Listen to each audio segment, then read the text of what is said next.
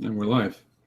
Oh, wow. I don't see no text anymore either. OK, welcome, everyone, to today's Google Webmaster Central Office Hours Hangouts. My name is John Mueller. I'm a Webmaster Trends Analyst here at Google in Switzerland. And part of what we do is talk with webmasters and publishers like the ones here in the Hangout, the ones that submitted a bunch of questions, sometimes in the forum, sometimes on Twitter as well. As always, if there's some new faces here, feel free to jump on in and ask the first questions. I see a lot of faces I've seen before, not necessarily old, but pre-known faces. But if there's some of you here that haven't had a chance to join these in a while and have a burning question, feel free to jump on in. I have a, because it's still same old faces, I have a question just regarding branding, if that's OK. Sure. So like review sites that try to kind of hijack a customer. So in other words, review sites that are, let's say, example.com and example1.com try to hijack a brand. What do you guys do in this case when it overlaps over a brand? So in other words, a review site is trying to hijack a brand's name. Like, for instance, you were their customer and then you left them, and now they try to kind of spam that, branding name with two review sites. And it's something that I sent you. It's something that I sent you before that you've seen, and yeah. So it's kind of like, in this situation, it's like you're hopeless, and the only answer would be either you or someone, and then if you go to the forum, you don't want to do that because it leads to something else, and it could, create certain problems. And so what can be done in that case? But it's not just that particular area, and I'm sure it happens in the insurance area, it happens in the car area, it happens in those areas. So what can be done with situations like that?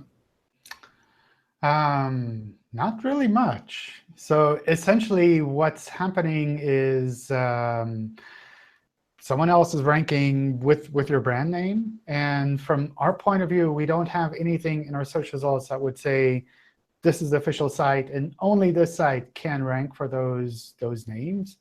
Essentially, any site that has content on it that contains that name or that product or brand or whatever can theoretically rank in the search results. So it's not like something where we would manually sort out the URLs and say, oh, that's not an official URL, therefore we won't rank it high in the search results. Or that is the official one, therefore we will remove all of these complaints in the search results and instead just show the official one. That's something where like organic search essentially kind of plays out. But he is still crowding the elevator after 10 years, which is a long, long time. And still nothing has been done yet. Like, he's still doing it, and there was a bit of calm, and now it's back again with him doing what he's doing. Yeah. Do you want to see that again? Do you want me to just send you that example again? I'm happy to take a look at that. But in general, if it's just someone else ranking with a brand name, with a company name, that's kind of how the search results work, and that anyone could rank for that, theoretically. Yeah, obviously, the stronger you make your site, the more you'll kind of be safe against some random person just putting the name on their site and ranking for that as well. But it is sometimes tricky, and it is sometimes something that takes a bit of time for a site to really be so strong that you don't really have to worry about that on a day-to-day basis. OK, and then the last question before we move on to everything else, just regarding the disavow file. Question hasn't popped up in a while, but like you talked about it, where so disavow file, let's say, has 1,000 links. I take my time and put all my time in there, where I go, dig deep into that disavow file, and then from the 1,000 links, I find 500 that were just dead, and I clean that up. So if I keep on cleaning that up, is that something that you want, or your machine learning will do it on its own? I'm like before, a bit more, I guess. We do try to figure that out on our own and try to take care of that for the sites. But if you're seeing these things and you really want to make sure that the algorithms don't have to think twice about this, then I would just put them in a disavow file, and then you're kind of done with it. So cleaning up dead links from a disavow is necessary or not necessary? I wouldn't say it's necessary. So I mean, dead links is something that falls out anyway, so that's less of a problem. But if you see problematic links to your site, that's something where if you really want to make sure that they're not taken into account at all, then you can definitely put them in a disavow file. Okay, no, because I was just saying the current disavow file that's in there. So because you were saying it's a good idea to clean the links that are sitting in the disavow file on a regular basis. Like whatever I added, if I added 1,000 links and then 4 days later these XYZ sites, fall off, and then I go back into the file, I'm just kind of helping you guys as well, kind of clean up stuff. Is that a good thing, or should that be done, or? I'd say most sites don't need to worry about that. Okay, all right. John, can I ask a quick question kind of related to whatever was being talked about before? So you saw Dan Sharp from Screaming Frog kind of hijacked your search engine optimization PDF guide, and then it went back. Do you have any comments about why, how that happened? I don't know the details of what specifically was happening there, so it's kind of hard to say. From our side, we try to avoid doing anything special with our URLs. So this is something where I think for quite some time, other sites have been ranking with that specific PDF. And from our side, this isn't something that we would take to the engineers and say, hey, you need to do this, or you need to do that, or we need to tweak the algorithms to make sure that our PDF always ranks #1. So this is something that is, from my point of view, kind of interesting to watch to see how it settles down, and not something where we would get involved in a manual way. Because it's our site, and that would be kind of unfair to the rest of the web if we did something manual there. But this was an example of your exact PDF being hosted on a third-party website. So it's kind of like a DMCA issue. Potentially. I don't know. I don't know who at Google would submit a DMCA complaint for something like that. But it's possible. We could blame Gary if you want. Yeah. You guys have your own DMCA. It's I forgot what it's called right now, but there's another section of Google where you can submit, right? Like a DMCA. I think it's a part of. But that's for the search results, yeah. No. Yes, yeah. But I mean, that's not something that we would do, or at least like the WTAs, my team, the people working on the web search side would do. That's something where if the legal team finds that on their own and they say, oh, this is a hassle, we need to take care of this, then they might do that. But it's not something that we would kind of push internally. Right. Okay, so no comments. Got it. May I have a question? No comment. Yeah, go for it. Okay, actually there are two of them. The first one is we have a site. It's a site that basically is about reviewing medical clinics, hospitals, medical providers generally. And at the start, while we don't have a lot of reviews, the search parts of it where we show, for example, the clinics from a certain city will be reversing content. Of course, we'll have the first the details about the providers, things like that, but not a lot of original content before more reviews kick in. So what I thought on doing was something like adding some snippets on the side of a page. Basically, for example, you have about a 100-word snippet about the country where it is. So 100 words about the country, let's say United Kingdom, then 100 snippets about the city, let's say London. Then another 100 snippet about the kind of industry where it is, like let's say dentist, stomatology, dentist. Then we will have another snippet where most Oh, no. Have these snippets on various pages, and on each pages they will be separated, but they will repeat on certain pages. For example, a cardiology clinic, will search for the cardiologist clinics in London.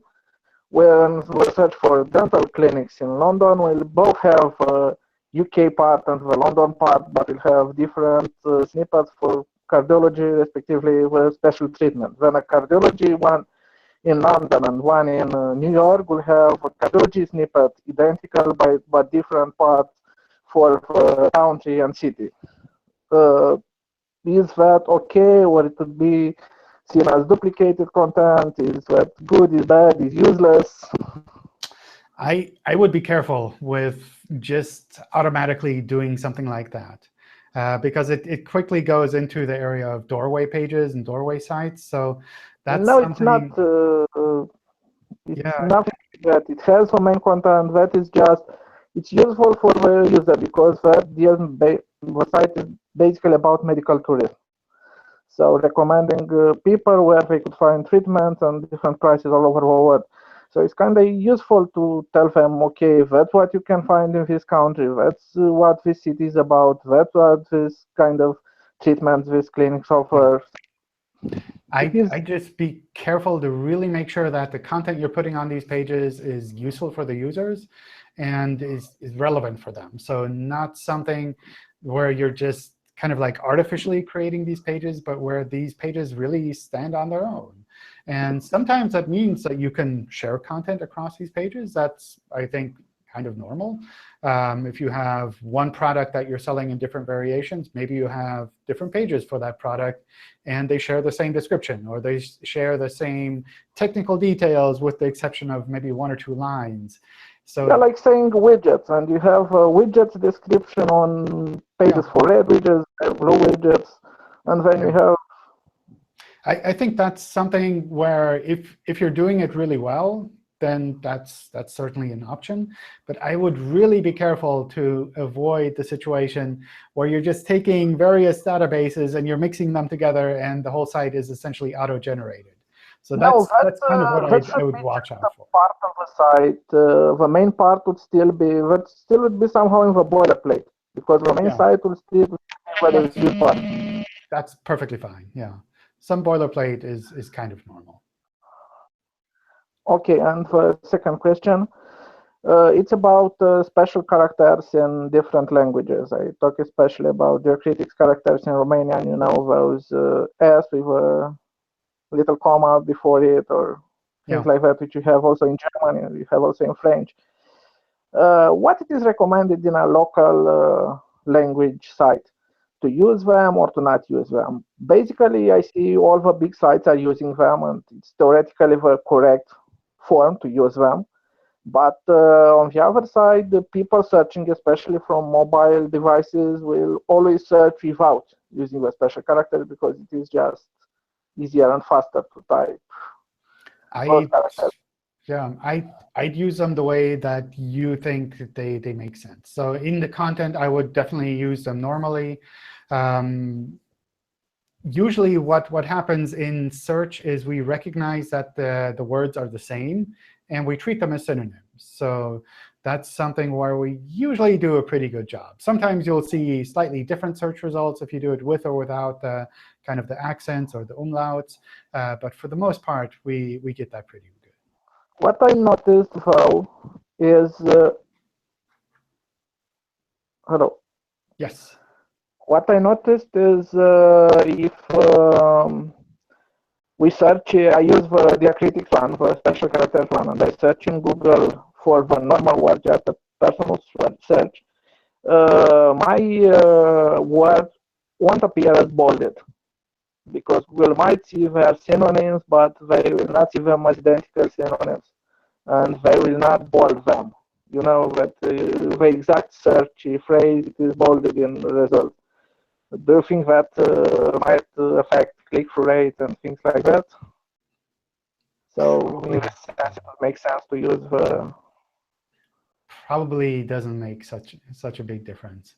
But this is something where I would definitely talk with other people that are active in your market and kind of see how they're seeing that as well.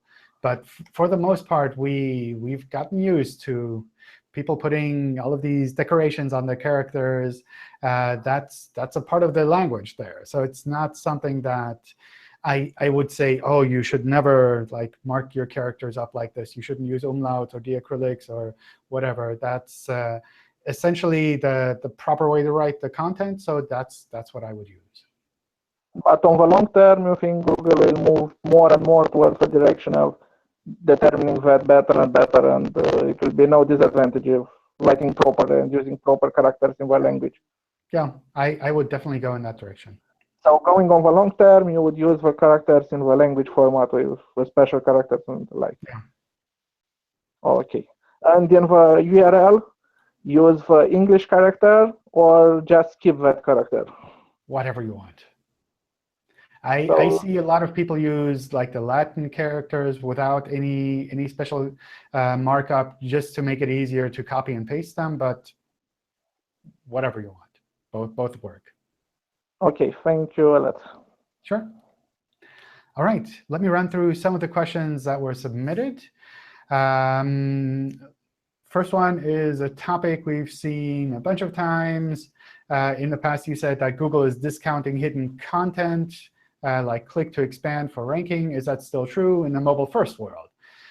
So with the mobile-first, that's something that will be different. So at the moment, it's still the case that if you have content which is loaded but not visible by default, we will see that as being less important on the page. And for example, we'll probably not use that in the snippet. But on mobile, we'll try to use that as much as possible. That changes mostly because on mobile, there just isn't that much room. So sometimes it makes sense to kind of fold things together and have these kind of UI elements. A question here from Peter. How important is a good informative 404 page? Does it carry any weight in the algorithms? So from a search point of view, what happens when we see a 404 result code is we ignore all of the content on that page. So from purely an SEO point of view, the 404 page content is completely ignored. You could leave it completely empty. On the other hand, users, of course, when they land on a 404 page, they want to have some way to kind of still find the content they were looking for. Maybe they were navigating within your site or from another site to your site, and they'd like to actually do something on your website, maybe buy something. So having a good informative 404 page makes sure that those users don't get lost. And in turn, you might have this kind of long tail effect of people saying, well, this site helped me. They had a really good product. I will recommend it to my friends, which in turn could result in something like a link that we could pick up and use for SEO. So that's something that might be an option there. But just purely with regards to SEO, if you put links on there or not, that's something we completely ignore. We have an Android app which is localized into several languages in Google Play.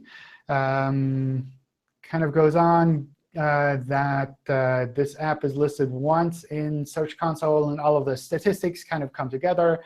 Is there a way to separate that out? Can I have multiple listings in Search Console? No, at the moment, that's not possible. Essentially, if it's one app, then it's one listing. That's one entry in Search Console. So that's not something that you'd be able to split out like you might with a website where you have different subdirectories or subdomains that you could split out.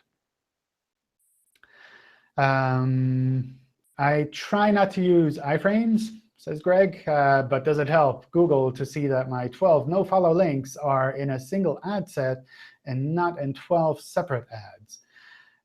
So if these are nofollow links, then we ignore them. We don't pass any PageRank. We don't pass any signals to those links.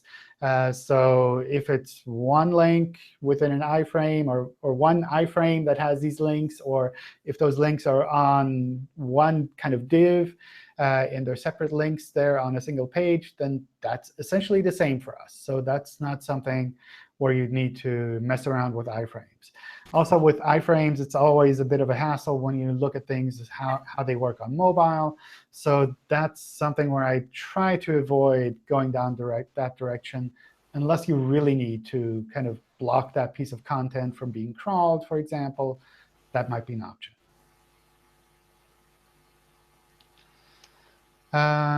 We moved our site to HTTPS a few weeks ago, and about half of the site is still showing up in the search results as HTTP, especially important pages. We submitted the URLs via sitemap, fetched an index in Search Console, but Google still doesn't seem to want to pick up the HTTPS versions, even though the cache is showing a date well after we moved. Should I be concerned about this? Our search rankings fluctuated a lot since the move. It seems that older sites don't handle switchovers to HTTPS as well as newer sites. So in general, this kind of a move to HTTPS should just work out. I don't know if that was your thread, but I found a thread in the help forum where something similar was mentioned. And I've passed it on to the engineers to kind of take a look to see what exactly is happening there. Sometimes what happens is that we just can't crawl a site properly. There might be technical reasons on the server side. There might be limitations in the robots text file where we just can't crawl as much as we would like to be able to recognize that actually this is a clean one-to-one shift from one protocol to another protocol. So if that was your thread in the forum, then I'll try to follow up there. If you haven't posted in the forum, then that might be a good option.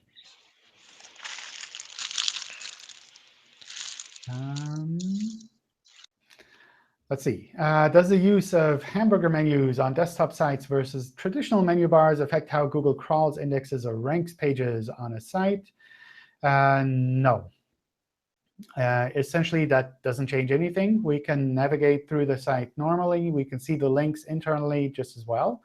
The only difference or the only kind of situation where it would make a difference is if the content of the menu isn't loaded by default on the page. So if you click on kind of the hamburger icon, and then it does an AJAX request to pull the content and then shows the menu, then that's something we probably won't notice. On the other hand, if you're just using CSS or JavaScript to turn that on and off, then we'll find those links. We'll be able to follow them. We'll be able to use them just like anything else. With regards to hidden content, that's more of an issue if there's important content that you're also hiding in the hamburger menu. So if you have like a big image that's visible and the hamburger menu actually has the textual content, then that might be kind of confusing to our algorithms, probably also to users, though. So that's kind of the situation where the hidden content on desktop would play a role. With regards to interstitials update, it's been suggested that triggering kind of the IP-triggered pop-ups for sending people to a local version would be bad. What can we do there? So from our point of view, that is definitely something that you don't really need to do, in the sense that we try to send users directly to the local version already. And if people land on a version that's not really the same as you would expect them to use, then our recommendation has always been to show kind of like a subtle banner on top and say, hey, you're on the Swiss version of this website. You probably wanted the German version or the Austrian version. Here's a link to go there directly. So instead of blocking the full content, make it possible for people to go there, but don't get in their way. I have a domain which was doing good in the past 3 months. All of a sudden, Google made some update, and now it's not ranking so good. So what can I do here? I moved my whole website to HTTPS as well, and it's still not being crawled properly or not ranking properly or not ranking as well as I wanted to. So this is probably the type of situation where I would go to the Webmaster Help forums first to get some feedback from a broader group of people, to kind of hear from peers, what do they think about my website? Is my website really as good as I thought it was? Was I really ranking in the position where it kind of makes sense for users, where it's relevant content? Or maybe you were ranking kind of accidentally really well, and our algorithms updated, and they figured it out and thought, oh, actually the site isn't as awesome as we thought it would be. And the important thing here is to keep in mind that most of these issues where we kind of change the ranking of a site based on our quality assessments, based on our ranking algorithms, are not due to technical issues on a site. So if we change the ranking of a site based on our quality evaluation, then moving to HTTPS is not really going to fix things. Or similarly, just like putting a responsive theme on it isn't really going to change the overall issue that our algorithms think that this website is not as high quality as it could be. So that's something where it's important to take a step back, get feedback from a broad group of people, and listen to the harsh feedback as well, and think about what you can do across the board to make sure that your website isn't just technically OK, but also just from a quality point of view, from an overall kind of user point of view, is the best it can be. So that's something where there's no simple trick. And sometimes it also means that maybe a business model that you used in the past doesn't make so much sense anymore.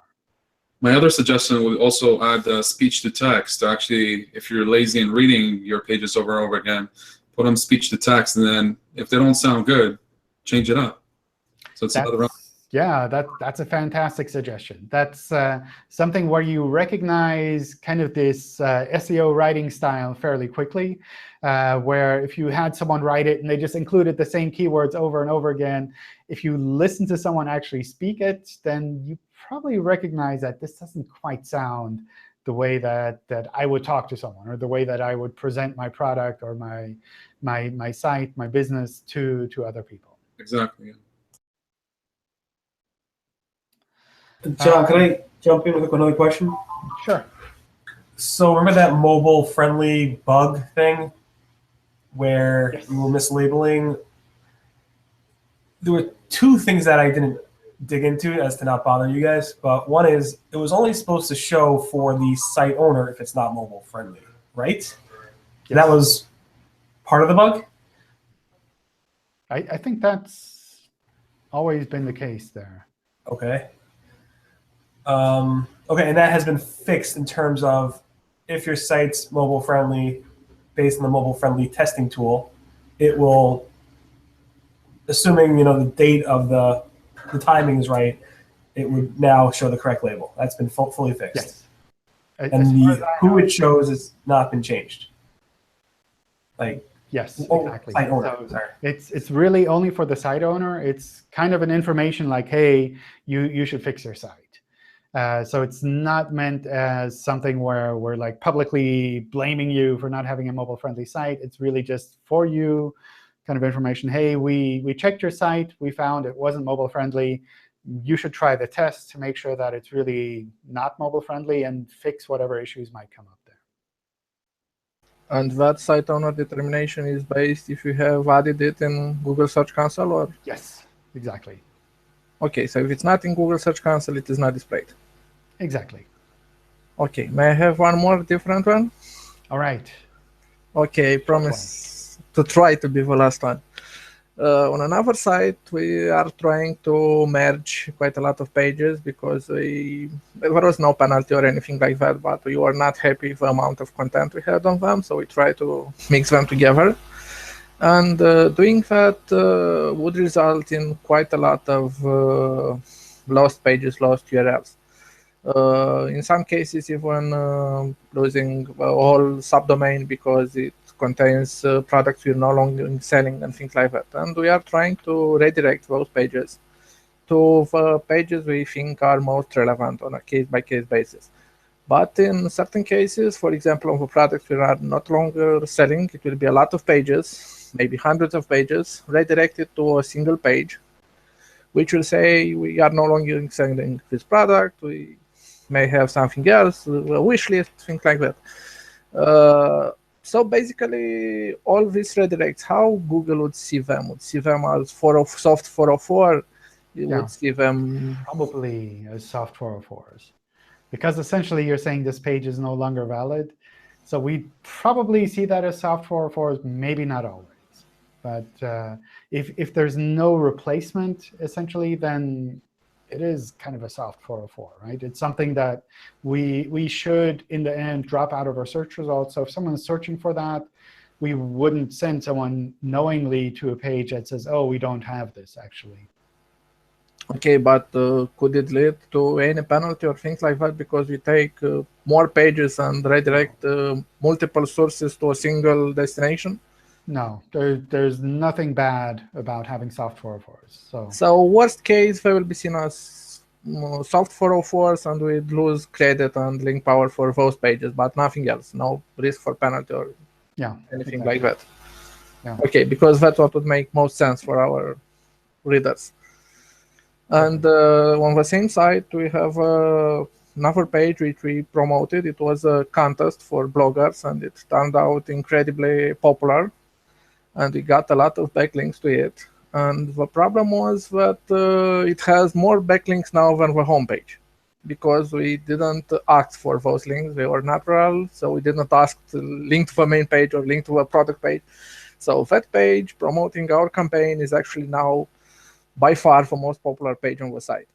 Could be this seen as a bad signal because an inner page has way more links than the homepage, more links than any other page? That could be perfectly fine. I think the situation where you're doing kind of a contest is something to watch out for. So mostly with regards to whether or not these are actually like clean links or not, in the sense of, are you perhaps exchanging something for these links? Like, do you require a link in order to take part of No, the we are content? not requiring anything. Basically, it's just a contest. That's kind of the thing that I would watch out for. But just having a lower level page, having more links than the home page, that happens a lot. That's completely normal. Okay, thank you. John, can I just jump in with a quick question, if that's all right? All right. Sorry, just quickly, it's to do with geo and how Google determines the kind of the scope of what locations, what countries it shows a particular site on. I was just wondering, because I know people in the UK recently have been, well, I know Dawn has and I have, and a few other people have been kind of reporting that we see results in the SERPs that aren't necessarily related to the country, and we get it the other way around, where we get a lot of interest from other countries in our site, but we have a country-specific tld.co.uk. So the question is really, how much does Google look at the content of a site and the links, the inbound links of a site, in order to kind of give it a bit more information about what that site is relevant to? Because obviously, you know, if you've got a country-specific TLD, then that's a clue for Google. If you don't and you have a generic TLD, then in Search Console you can kind of provide a few more clues as well. But there will still be some sites, some .co.uk site that's only relevant to the UK, and there'll be some .co.uk sites that might be relevant to the world or to Europe. And it's just, how much does Google look at content and inbound links to kind of make that determination? That's hard. Yeah, I don't have any like number where I can say 72%. But that's always a tricky balance, because you can have a website that's hosted locally, which is relevant globally. So it's not the case that like a .co.uk should never show up in Australia or the other way around. But at the same time, showing something that is really focused on like a really small service area locally in completely a wrong country, that's also a bad experience. So that's something where we have to try to balance those two aspects. But this is always something where feedback and sample queries are really helpful, because the team that works on this, they're constantly trying to find, like, how can they fine-tune these search results to make sure that they're picking up the right local ones. But sometimes when there's no results, like for instance, if there's a query that you have nothing to serve, you might show Canadian sites, you might show Australian sites, right? Like if you have nothing to show for that query. Yeah. I think for us, the issue is, I mean, again, two ways. Again, as a user in the UK, we see things from other countries. And I think I've mailed you with a few, and we had a bit of a debate about it. But also as a site owner, we get probably about 10% of our traffic is from countries we don't serve, which doesn't sound very much. But that traffic seems to be very high quality. Those users try to convert. And that's a really poor user experience, both for them and for us, because we have to go back to them when they request delivery quotes and all kinds of things and say, I'm really sorry we don't do that, and I'm sorry Google's showing it in the results. And then they get really upset as well because they spent 25 minutes on the site adding everything to the basket they want to buy. And so I guess the question was more about, is there something site owners can do? So, for example, if site owners have the word Europe on their page somewhere, but they're for UK only, is there something they can do to remove that? Or if they have a link profile that's kind of very high in links from across the globe when perhaps, you know, they don't serve those countries, is that an area that they can look at, or is it really something that's completely out of their control? That's pretty much out of their control. Yeah. Right, okay. Yeah. There's something similar for video, where in the video sitemap you can specify don't list this video in these countries. Yep. But that's something that, as far as I know, is mostly for policy reasons. So that's something that the web search team has, in the past, kind of shied away from having some kind of markup like that, where you can say, oh, I don't want my website shown at all in these specific countries. I mean, I do recall. That's something where I think having examples makes a lot of sense, because that's something which we can pass on to the team, and they can say, well, we can't fix all of these because it's like way too complicated. We need a new meta tag that webmasters can put on their site, and we will be able to trust that because I don't know. But this is something where those examples, they help us quite a bit. OK, again, it's easy to do examples of where we see stuff in our country that's wrong, but when we get customers on the site constantly from other countries, that's more difficult to give you the examples. I do remember just very briefly that there is something in the Webmaster Guidelines, I'm sure, that when you have a generic TLD, that I'm sure it says somewhere in there that it does look at content of the site and inbound links. I'll try and dig out and send it to you if that helps at all. But that's more for geo-targeting. Yeah. But I guess if people are going to your site and you can recognize that, you can also show them a banner and maybe work with a partner company in that other location where they're always coming from and say, hey, I will send you people, you send me people, or we do some kind of affiliate deal or something. That might be an option. Yeah, that's a bit of a fudge, though. I mean, it would be best if they just got the search results that were relevant to them. But OK, thanks Sure. anyway. Yeah. John, sorry to quickly go back to this label, mobile-friendly label. But when I was doing the research on the 17th, which was, I think, Friday, I was able to see for like AT&T and all the sites complaining if it had that label or not. No, I double-checked. I personally was able, that's my screenshot showing AT&T.com/internet, your page is not mobile friendly. That's my screenshot. They posted it on Twitter. No, but I did my own screenshot also. But that's the same image that the guy from AT&T posted on Twitter.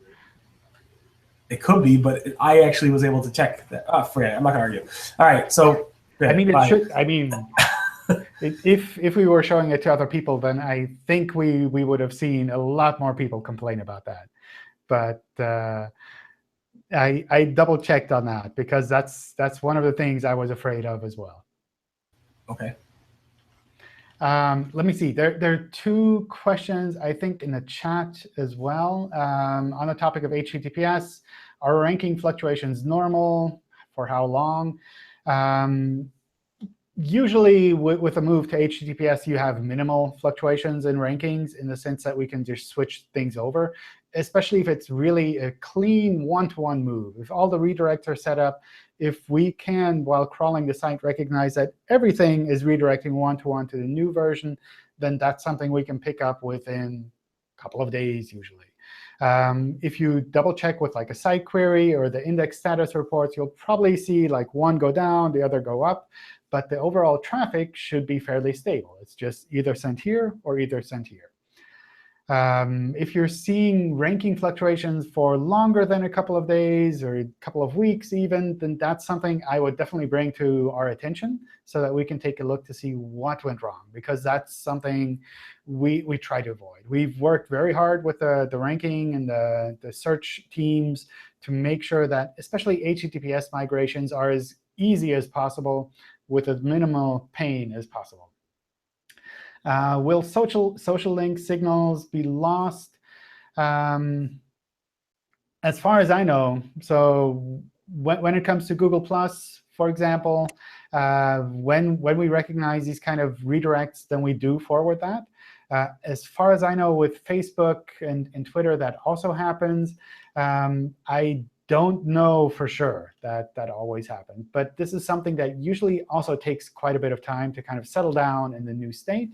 With regards to all of these social mentions, it's important to keep in mind that Google Search doesn't take those into account anyway. So if, for example, all of your tweet counts reset, then from Google Search point of view, that's not really a problem. But in general, these other social networks, they understand redirects as well. They have had a lot of time to kind of work with sites that redirect. So that should kind of settle down over time. Thanks. And thanks, John. there was another question here. If you have multiple internal links to the same page on your website, does it get crawled multiple times? If so, how can you tell the bot to only crawl it once? Usually, we crawl all pages multiple times anyway. So this is something where, depending on the page, we will crawl it several times a day, even sometimes once a day, sometimes once a week, sometimes once a month, sometimes maybe every couple of months. And that mostly depends on how we recognize this page, how often we think we need to recrawl it to kind of stay up to date, and less with regards to like how many internal links you have to those pages. Obviously, if there are lots of internal links to a page, then we might assume that this is actually a pretty important page within your website and crawl it a little bit more frequently. But in general, it's not a problem from our side if we crawl a page too often. It's not that anything gets reset with every recrawl. It's just that we're looking for changes. And if there are no changes, then that's fine with us as well.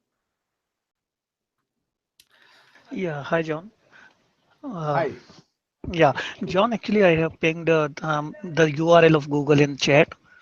The thing is that Google is adding my page name in the left of the title tag, and due to this, the entire title tag is looking some weird kind of title tag.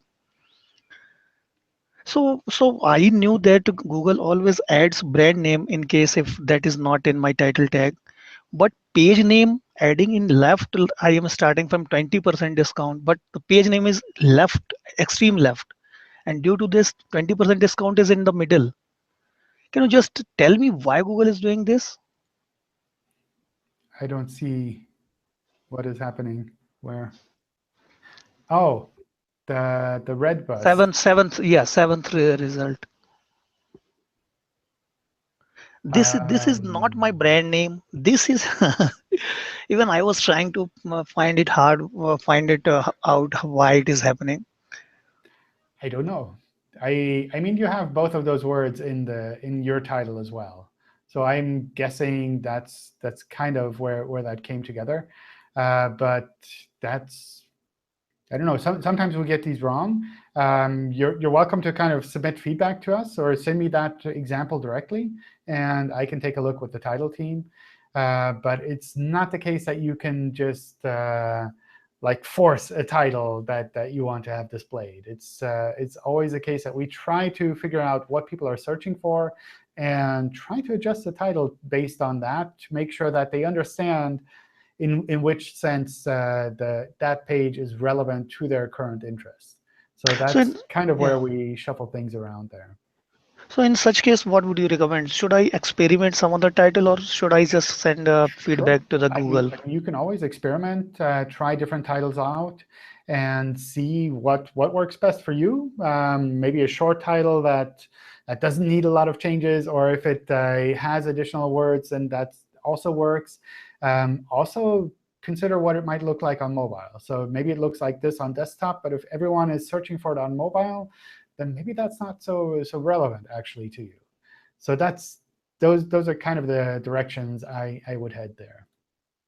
OK. I will experiment this first. Sure. Let me run through some of the more questions. Is it OK to use English, Hindi units in the ingredient section of a recipe schema? I don't know. If you have examples, I would love to take a look at that to see how that looks and how that works. I can double check with the structured data team here. Can we use English and Hindi written in English in the main content for some of the words in the recipes? Sure, you can definitely do that. If that's what you think your users are looking for, or what they use to understand the content, then you can definitely do that. That's generally not a problem. When users are redirected from our non-secure site in search results to our secure site, HTTPS, they see a warning in Chrome. We don't have an SSL certificate for the domain that's being redirected. Do we need one to prevent users from seeing this message? I'm not sure where users are being redirected to your HTTPS site. If you're redirecting them yourself from HTTP to HTTPS, then yes, you do need a certificate. If you're just surveying the HTTPS version on your site, but not really redirecting people there directly, then I would still either put a certificate on it or stop serving the HTTPS version. Because if the HTTPS version is available, then we might choose to actually index your content like that. And if you don't have a certificate, then that makes for a really bad user experience.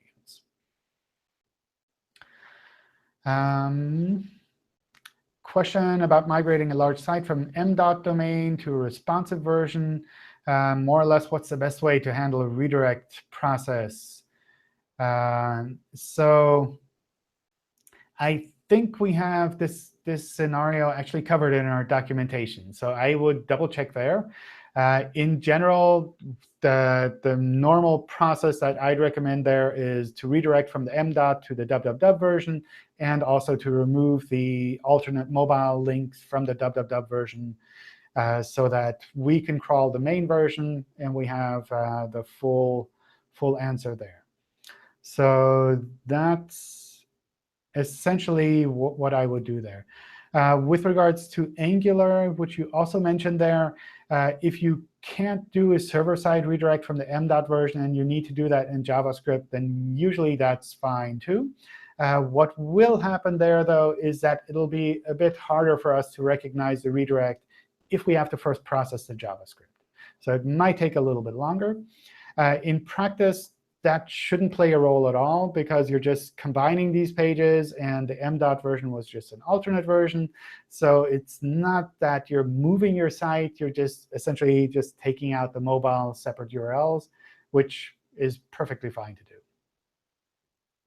And also, maybe worth mentioning there, especially with the shift to mobile-first indexing, having a responsive site makes everything a lot easier, because you don't have to worry about which URL pattern is actually being indexed. So that's a great move to do. There's a booking service shown in our knowledge graph panel that doesn't belong to us. It's for a service that's not offered to the public. How can we remove it? The suggest and edit feature for knowledge graph doesn't seem to cover this case.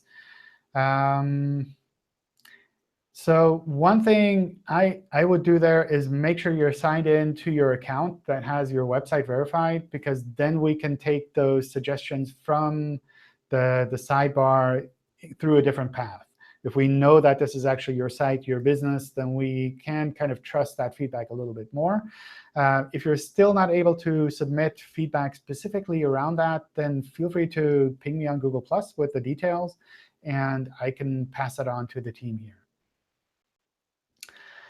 Search Console says that only 12 URLs are indexed, but a site query says there are over 8 gazillion URLs, actually. What's up with the difference? So I guess there are different ways of looking at these counts. So a site query is generally a very, very rough approximation of what we actually know about your website. And that can be a much higher number than we actually use to show in the search results. So particularly if we've crawled a lot of duplicate content, or if we've run through like an infinite calendar on your website, and we've crawled 1 million URLs, but we actually kept 10 with events on the calendar, then we might show that really higher number there, because we've seen so many URLs, and maybe that's like a reasonable guess. The count that we show is not meant to be an accurate count. It's really just a very, very rough approximation. The Search Console index count is much more exact. And even better is the sitemaps index count. So with the sitemaps count, we know you care about these specific URLs. And we can tell you these exact URLs, how many of these are actually indexed? So if you're really keen on figuring out how many of the URLs that you care about are indexed, then I would use a sitemaps count. Our e-commerce sellers upload products with very little information, and images are also not so high quality. They're uploaded by smartphones. Will Google consider it a low-quality page? Maybe. Maybe. That's really hard to say. Essentially, what it comes down to is your website is your website, and we take the content that you provide on your website, and we treat it as your website. So if the content that you provide on your website is taken from random people on the street who are sending you low-quality content, then that's the content that we think you want to have indexed. So that's something where it's kind of up to you to kind of say, well, I want to make sure that my website only provides high-quality content. Therefore, I will work with the people that are creating the content to make sure that it's high-quality content. Obviously, sometimes that's easier said than done. So finding a way to kind of find the right balance there is something that is sometimes tricky. Sometimes there are ways to do that automatically. Sometimes there are ways that you have to kind of manually do that, where you say, well, I trust this person to provide something useful. Therefore, I will always accept their submissions. And this person has always sent me really terrible stuff that's maybe off-topic or even spammy. Then I will always no-index their content until someone tells me it's actually good. So there are different approaches that you can take for user-generated content. Let's see. Just a couple minutes left. Here's a question from Jarno. Let me just take this one. Does Google support protocol relative URLs? Yes, we do support protocol relative URLs within your web pages. So within a sitemap file, we assume that they should be absolute URLs, so that the sitemap file could be hosted anywhere and we can still process it. But within your website, if you're linking to pages, if you're embedding content, then protocol relative URLs are possible. In the past, protocol relative URLs were recommended, especially if you're kind of moving to HTTPS. And nowadays, people say not to use protocol relative URLs because you're essentially saying it's also available on HTTPS. Then you might as well be explicit and say it is on HTTPS. So that's something where I generally recommend to move from protocol relative URLs to specifically the absolute URL as well. And especially in the sitemap file, as in this question, it needs to be the absolute URL. All right. Last question. Yeah, John, can I? Yeah, John. Actually, this question was regarding no site search box link. Okay, I have been trying a website that has been using this tag in head section of the page, but still Google is crawling this website, is still showing this in search result. So what time Google takes to remove site search box if we are using no site search box?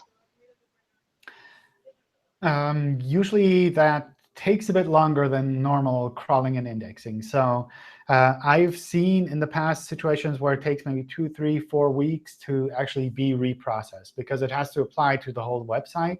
And sometimes that takes a bit longer. If it's been in place for much longer than that, then I would send that example to me so that I can take that up with the team and say, hey, why aren't you following this meta tag?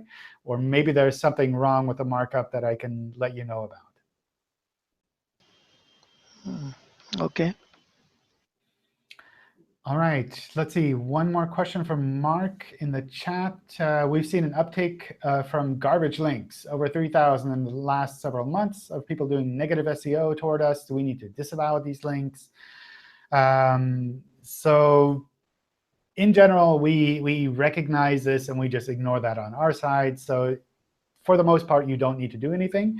If you're really worried about this, if you're seeing this in your metrics and you're saying, I'm kind of scared about these links, I don't trust Google to do it automatically, then I would just disavow them. If they're disavowed, then they're really not processed on our side, and you can kind of sleep well at night and don't have to worry about that at all. So that's kind of what I would do there. If you've really seen them and you're really worried about them, just disavow them. If you're like just randomly seeing them and it's just a small part of the links to your site, I would just leave them alone and assume that Google's algorithms will take care of them. Awesome, thanks. All right, I need to head out. Someone else also needs his room. So I'll be closing the Hangout now. Thanks for all of your questions. Thanks for all of the submissions. We have another Hangout planned, I believe, on Friday. And then, of course, a normal cycle every 2 weeks. So maybe we'll see you again. Maybe we'll see some other people again. And thanks again for joining, and hope you have a great week. Thank you for hosting us. Bye, everyone. Bye.